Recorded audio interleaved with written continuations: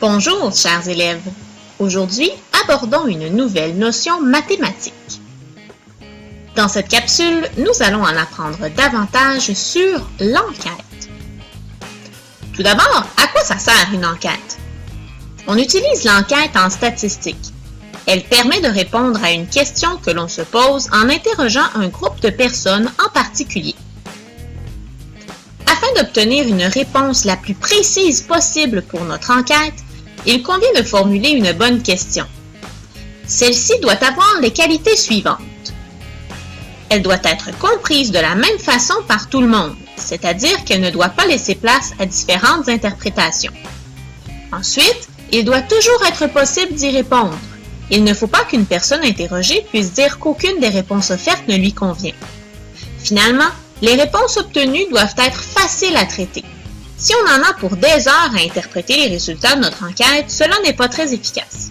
Il ne faut donc pas qu'il puisse y avoir trop de réponses différentes. La question doit donc être simple et offrir des choix de réponses. Ceux-ci ne doivent pas être trop nombreux, 4 ou 5 au maximum, mais doivent couvrir toutes les possibilités. Il peut donc parfois être utile, par exemple, d'utiliser le choix « Autre » afin d'englober toute réponse qui ne se trouverait pas dans les choix que nous offrons. Voici quelques exemples de questions. Quelle est ta saison préférée? Le printemps, l'été, l'automne ou l'hiver? Combien as-tu de frères et sœurs? Aucun? 1, 2, 3 ou plus? Quel est ton animal de compagnie préféré? Un chat, un chien, un lapin, un oiseau ou autre? Dans chaque cas, ma question est facile à comprendre. Elle ne présente pas plus de 4 ou 5 choix de réponses et ceux-ci englobent toutes les réponses possibles.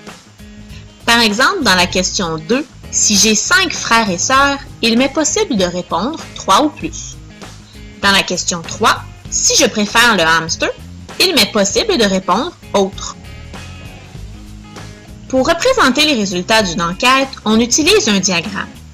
Celui-ci doit être précis. Il doit contenir un titre significatif, des axes bien identifiés et une graduation régulière. Il existe différents types de diagrammes, mais le plus commun pour présenter les résultats d'une enquête est le diagramme à bande. Voici donc les étapes pour réaliser une bonne enquête.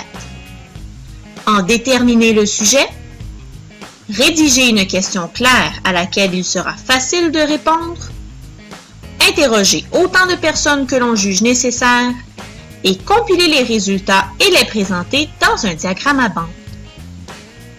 N'oublie pas, ta question doit être comprise de la même façon par tout le monde, il doit toujours être possible d'y répondre et les réponses obtenues doivent être faciles à traiter. Et voilà, maintenant que tu sais comment faire, à toi de mener tes propres enquêtes. Bonne chance et à bientôt!